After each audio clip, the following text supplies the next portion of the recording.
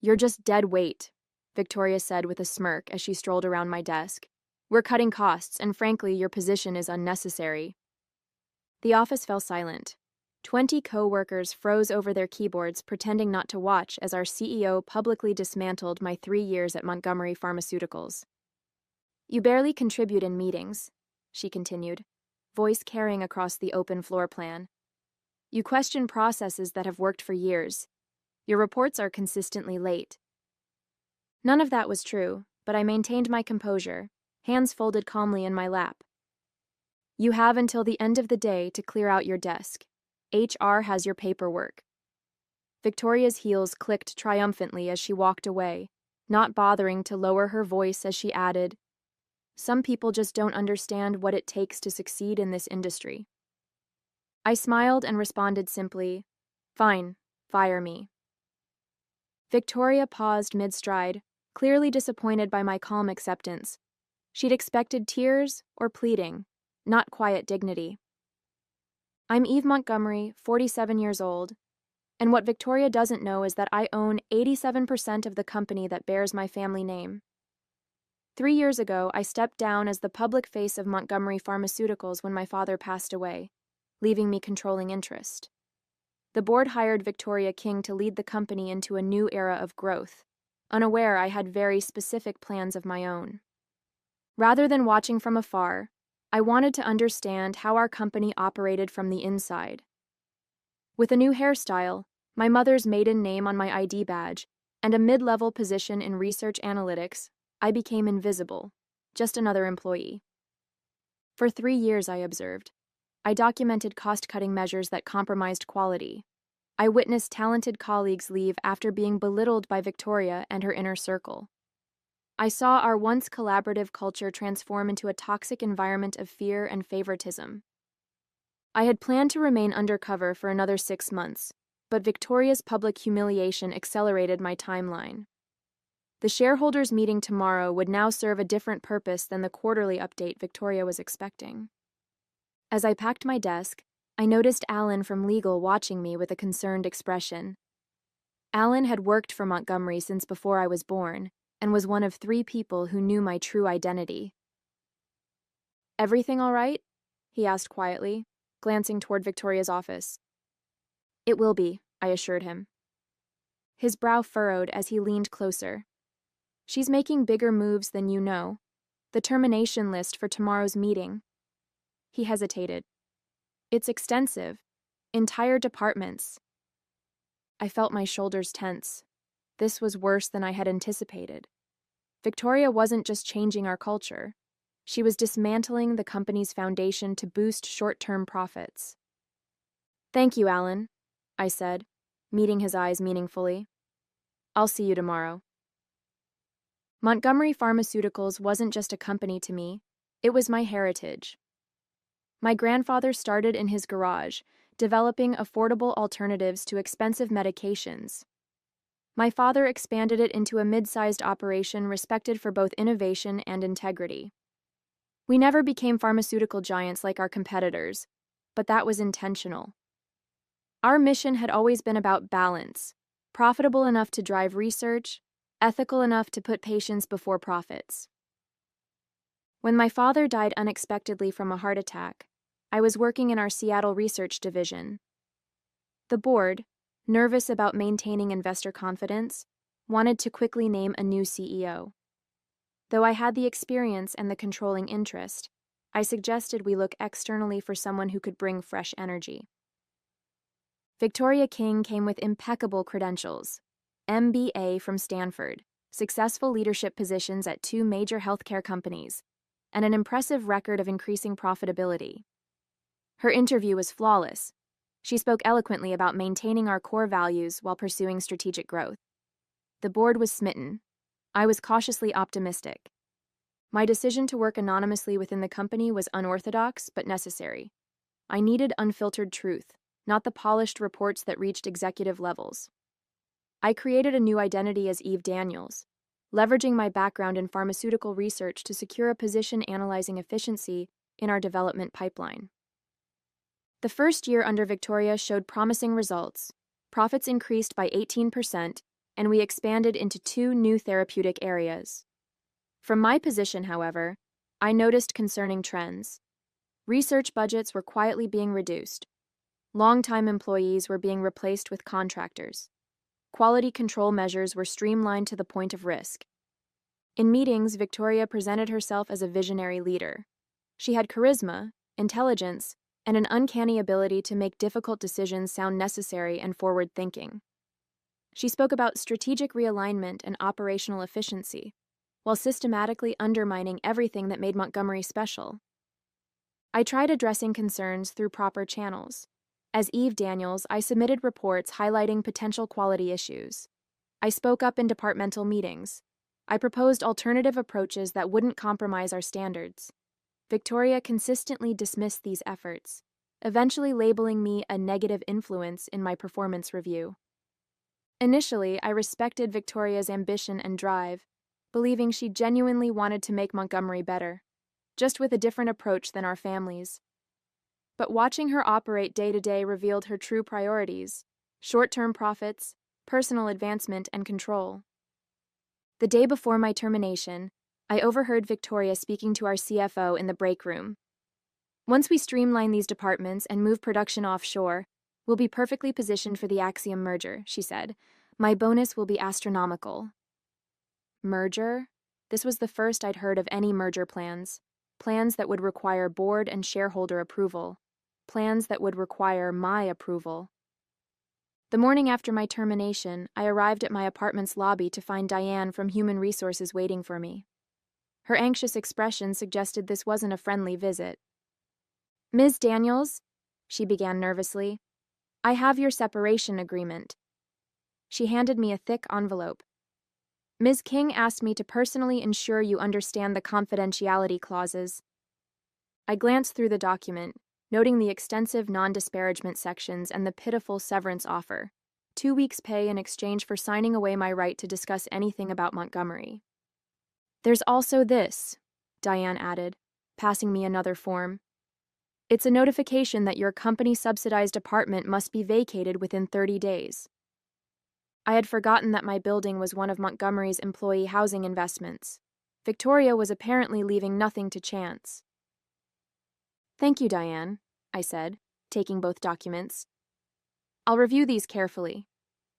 She shifted uncomfortably. "There's something else you should know. It's not official yet, but—" She lowered her voice. "Victoria is planning to outsource the entire research division to India. Over 100 people will lose their jobs after the quarterly meeting." The research division was Montgomery's heart, dedicated scientists who had developed life-changing medications. Many had been with us for decades. "Why are you telling me this?" I asked. "Because it's wrong," she answered simply. "Your reports were right about the quality concerns. 2 of our trial medications failed last-stage testing because of the shortcuts she implemented. She buried those results and fired the team leads." This was worse than I had imagined. Victoria wasn't just changing company culture. She was jeopardizing patient safety and our scientific integrity.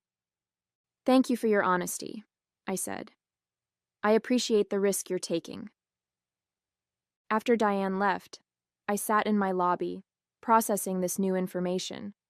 My experiment in anonymity had shown me exactly what I needed to see. But at what cost? How many careers had been damaged? How many patients put at risk? My phone buzzed with a message from Alan. Meeting moved up to 10 a.m. Victoria presenting new strategy to board and key shareholders. Merger announcement expected. She had accelerated the timeline, likely hoping to push through her agenda before any opposition could organize.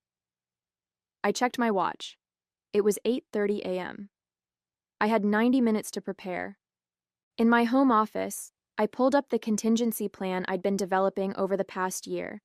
It detailed a complete restructuring of leadership, reinvestment in our core values, and protection for the employees who made Montgomery what it was. I had hoped not to need it, but Victoria had forced my hand. As I dressed for the meeting, selecting the tailored suit I hadn't worn in 3 years, I felt a complex mix of emotions. Disappointment that Victoria had betrayed the company's trust. anger at the callous way she treated dedicated employees, guilt that my experiment had allowed her to cause so much damage. My phone buzzed again, Alan with an update. Victoria's assistant accidentally sent me tomorrow's press release draft. They're announcing the closure of the Seattle facility. 230 jobs eliminated. My grandfather had started in Seattle.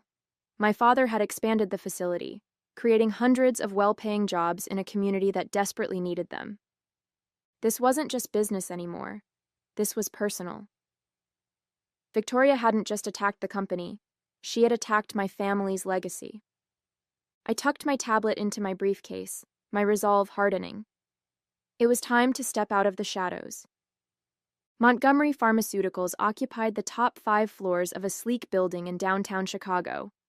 I entered through the main lobby, nodding to security guards who didn't recognize me in my executive attire. Instead of taking the general elevator to the analytics department on the 3rd floor, I swiped a keycard I hadn't used in 3 years and entered the executive elevator. The boardroom was on the top floor, a spacious area with floor-to-ceiling windows overlooking Lake Michigan. As I approached, I could hear Victoria's confident voice through the partially open door. Unprecedented opportunity for growth. The Axiom merger will position us to compete with industry leaders while providing exceptional shareholder value. I paused, listening. She was already discussing the merger, presenting it as a foregone conclusion. What about the research division, someone asked. Harold Jensen, our longest-serving board member. Montgomery's reputation is built on innovation. Research can be done more cost-effectively elsewhere, Victoria replied smoothly. We're trimming unnecessary expenses to maximize our appeal to Axiom. Speaking of which, I've prepared a comprehensive restructuring plan. It was time. I pushed the door open and entered. 14 faces turned toward me, expressions ranging from shock to confusion to, in Alan's case, carefully concealed satisfaction. Victoria recovered quickly. I'm sorry, this is a private meeting. Security will escort you out. She reached for the phone, but Harold spoke first. Eve, is that you? Hello, Harold, I said calmly, setting my briefcase on the table. It's been a while. Victoria's hand froze mid-reach. Eve? As in? Eve Montgomery, I confirmed, majority shareholder and former CEO. The blood drained from Victoria's face. But you're Eve Daniels from Analytics. A necessary measure to understand the company's operations firsthand, I explained, addressing the room rather than just her. And what I've learned has been illuminating. This is highly irregular, Victoria stammered, trying to regain control. Ms. Montgomery, while we appreciate your interest, this meeting is for current leadership to present our strategic vision. A vision that includes dismantling our Seattle facility, outsourcing research, and merging with Axiom Pharmaceuticals, I interrupted, all without board approval or shareholder vote. The room fell silent. Several board members exchanged concerned glances. These are preliminary discussions, Victoria insisted. Nothing has been decided. I withdrew a document from my briefcase. Then why does this press release, scheduled for tomorrow, announce these changes as finalized decisions? I placed copies in front of each board member. Victoria's expression hardened as she recognized the document her assistant had accidentally sent to Alan. This is a misunderstanding, she said, her voice tight. A draft created to explore potential scenarios. Perhaps we should discuss your termination of Eve Daniels as well, I suggested. And the pattern of removing employees who raise legitimate concerns about quality and safety? Victoria's eyes narrowed. You were underperforming. The documentation is clear. So clear that you felt the need to publicly humiliate me in front of the entire department? To immediately revoke my housing? To offer 2 weeks severance for 3 years of service? The board members were watching this exchange with growing discomfort. Victoria sensed her position weakening. I understand you're upset, she said, adopting a conciliatory tone. But these decisions, while difficult, are necessary for Montgomery's future. The pharmaceutical landscape is changing and we must adapt. For a moment, her confident demeanor made me doubt myself. She was masterful, presenting harmful cuts as inevitable adaptations. No wonder the board had been persuaded by her vision. "You're right about one thing," I conceded. "We do need to adapt." Victoria smiled, sensing victory. "I'm glad you understand." "Which is why," I continued, "as the majority shareholder of Montgomery Pharmaceuticals, I'm calling for an immediate vote of no confidence in your leadership." The smile froze on Victoria's face. "You can't do that." "Actually," Alan interjected, sliding a document toward her, "according to company bylaws, she can—" Victoria's composure cracked. "This is absurd. The board appointed me CEO. Only they can remove me." "With all due respect," I countered, "that's not entirely accurate." I distributed another document to the board members. Article 7, Section 3 of our corporate charter grants the majority shareholder emergency removal powers if the CEO acts contrary to company interests without board approval. The board members began reviewing the document, heads bowed in concentration. Victoria remained standing, her knuckles white as she gripped the edge of the table. "The merger discussions were preliminary," she insisted. "Nothing has been signed." "But you've already taken concrete actions," I pointed out. "You've terminated employees, compromised quality protocols, and prepared public announcements, all without proper authorization." Harold Jensen cleared his throat. "Eve is correct about the charter provisions. However, we should discuss these accusations thoroughly before taking any action." I nodded. "I agree, which is why I've prepared this." I connected my tablet to the room's display system, the screen filled with a detailed timeline of changes implemented under Victoria's leadership. Research budget cuts disguised as efficiency measures, quality control reductions hidden in technical jargon, terminated employees who had raised concerns, failed drug trials that never appeared in reports to the board. "Where did you get this information?" Victoria demanded. "I worked in the company for 3 years, documenting everything," I replied. "But what truly concerns me is this." I switched to the next screen. A financial analysis showing how these changes, while boosting short-term profits, had created substantial long-term risks. Pending lawsuits from patients experiencing side effects from hastily developed drugs, potential FDA violations that could result in massive fines, and the imminent loss of our most experienced researchers. The board members looked increasingly troubled. Victoria must have sensed the mood shifting because she abruptly changed tactics. "Even if there were some procedural oversights," she argued, "the results speak for themselves. Profits are up 42% since I took over. Our stock has nearly doubled." "At what cost?" I challenged. "Our reputation for quality? The safety of our patients? The institutional knowledge of employees who built this company?" "Business requires tough decisions," Victoria said dismissively. "Your father understood that, even if you don't." The mention of my father ignited something inside me. My father understood that Montgomery's success was built on integrity and innovation, not cutting corners for quick profits. Victoria smirked. "Your father also understood the importance of professional leadership. He specifically requested an experienced CEO take over after his death because he wasn't confident in your abilities." The words hit like a physical blow. Had my father really doubted me? Had he shared those doubts with Victoria? "That's not true," Harold interrupted, his usually calm voice sharp with anger. "Robert Montgomery never said any such thing. I was his closest friend on this board, and he was immensely proud of Eve's contributions to this company." Relief flooded through me, followed by renewed determination. Victoria was lying, desperately trying to undermine my confidence. "Ms. King," Harold continued, "I think it's time you step outside while the board discusses these matters." Victoria's expression hardened. "I don't take orders from—" "Security can escort you if necessary," Harold suggested mildly. After Victoria reluctantly left, the boardroom erupted in concerned discussions. I remained silent, letting them process the information I'd presented. Finally, Harold called for order. "Before we vote, there's something you should all know. He looked directly at me. Victoria hasn't just been planning a merger.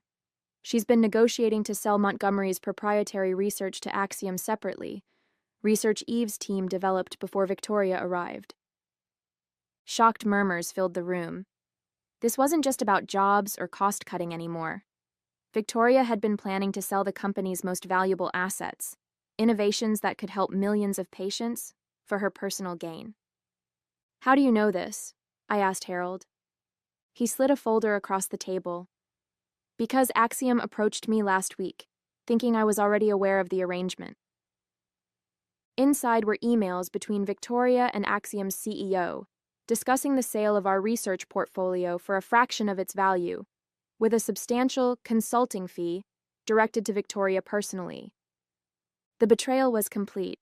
Victoria hadn't just compromised our company's values, she had betrayed its very purpose. The board's vote was unanimous. Victoria would be removed immediately. However, her termination alone wouldn't solve our deeper problems. The company culture had deteriorated, trust was broken, and we needed to prevent similar situations in the future. "We need to announce this change before markets close," said Elise Chen, our marketing director. "Otherwise, rumors will spread." "And what about the Seattle facility?" "The research division," asked another board member. "Victoria's team has already set those wheels in motion." "I have a comprehensive transition plan," I assured them. "But we need to move quickly. Victoria won't leave quietly." As if on cue, the boardroom door flew open. Victoria stormed in, followed by two men I didn't recognize. "This emergency board meeting violates proper notification procedures," she announced triumphantly. "My legal team agrees that any decisions made today are invalid." The lawyers behind her nodded confidently. One stepped forward. "As outside counsel for Montgomery Pharmaceuticals, I must advise the board that proper protocols for CEO removal haven't been followed." "You're not our outside counsel," Allen countered, rising from his seat. "Brenner and Associates has represented Montgomery for 30 years. "Not anymore," Victoria said smugly. "I terminated that relationship last month. Collins and Westfield now represents us." This was a complication I hadn't anticipated. If Victoria had changed our legal representation without board approval, it could create enough confusion to delay her removal. Markets would close, rumors would spread, and she might have time to implement her plans. "This is outrageous," Harold protested. "Changing legal counsel requires board approval." "Which I received," Victoria countered, producing a document. 3 board members signed off on it. I examined the document. 3 signatures appeared at the bottom, board members Victoria had personally recruited after taking over. "We need to adjourn and sort this out properly," one of Victoria's supporters suggested. "These hasty decisions could expose us to liability." Doubt crept into the room. Board members exchanged uncertain glances. I needed to act decisively.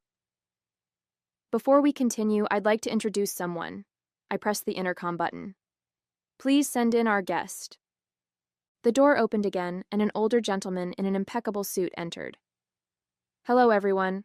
I apologize for the interruption." Victoria's face drained of color. "Jerome Collins. What are you doing here?" Collins, the founding partner of her supposedly new law firm, nodded politely toward Victoria before addressing the board. "I'm here at Ms. Montgomery's request to clarify a situation. Collins and Westfield has never been retained by Montgomery Pharmaceuticals.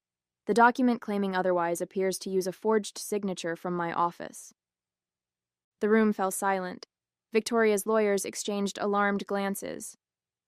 "Furthermore," Collins continued, "I should note that impersonating legal counsel constitutes fraud. These gentlemen," he gestured to Victoria's lawyers, "are not attorneys at my firm." One of the men slipped quietly toward the door. "Additionally," Collins added, "I've reviewed the corporate charter Ms. Montgomery provided. Her authority as majority shareholder is quite clear." Victoria's desperate gambit was collapsing, but she had one card left to play. "Even if you remove me," she said, turning to the board, "you can't undo the agreements already in place. The Seattle closure, the research outsourcing, those plans are already filed with regulatory bodies." "Actually," I interjected, No regulatory filings have been submitted. I checked this morning. And our preliminary agreement with Axiom, she challenged, is subject to board approval, which it never received, Harold added. Victoria's face contorted with fury. You planned this all along, didn't you? Working undercover, gathering information, you set me up. No, Victoria, I replied calmly. You did that yourself when you prioritized short-term profits over our company's integrity. She turned to the 3 board members she had appointed. You need to support me on this. Remember our discussions about your compensation packages after the merger? The implication of improper arrangements hung in the air. 2 of her appointees shifted uncomfortably in their seats. The third, however, straightened his posture. Ms. King, are you suggesting we had some sort of personal arrangement regarding the merger? Because that would constitute a serious breach of fiduciary duty. Victoria realized too late that she had implicated herself in yet another ethical violation.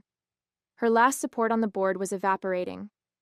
As security arrived to escort Victoria and her fake legal team from the building, I took my seat at the head of the table. The position had been mine all along. I had simply needed to reclaim it. The next morning, I arrived early for the company-wide meeting I had called. The auditorium filled quickly with anxious employees who had heard rumors but knew nothing concrete. My former colleagues from the analytics department did double takes when they saw me at the podium, dressed in executive attire rather than my usual business casual. Victoria had been scheduled to announce the strategic restructuring at this meeting.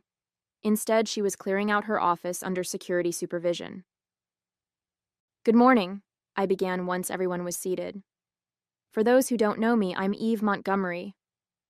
A murmur rippled through the crowd. Some of you knew me as Eve Daniels from the analytics department.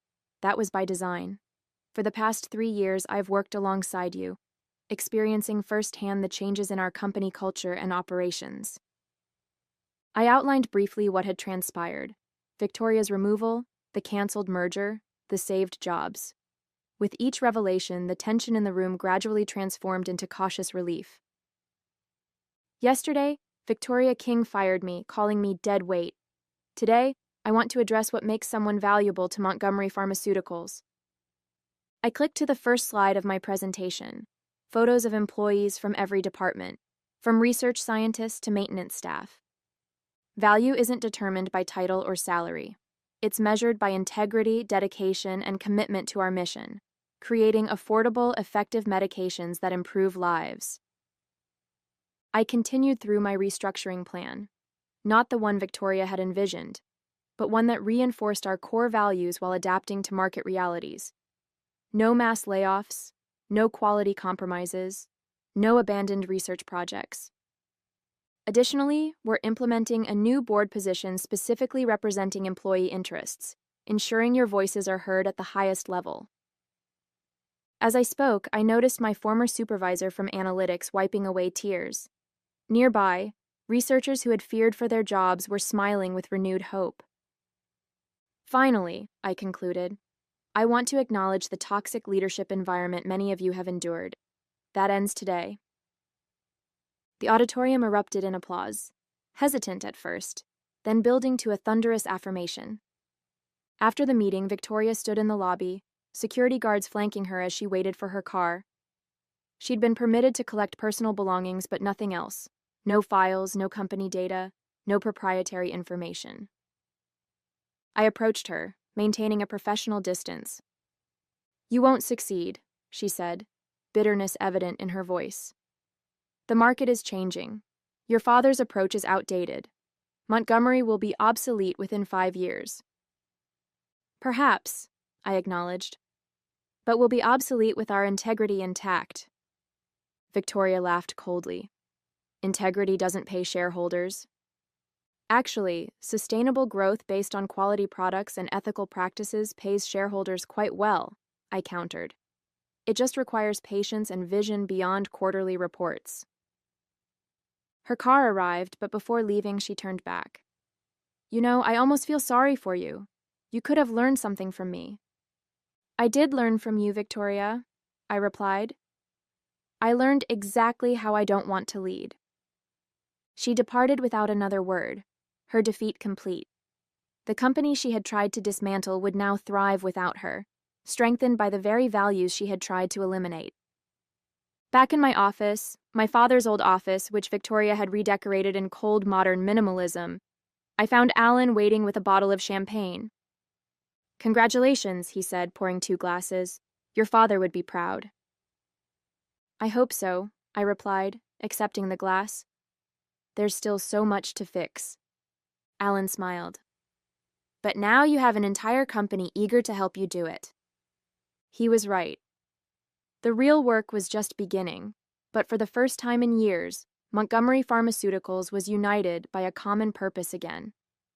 On my desk sat a framed photo of my father that Victoria had removed.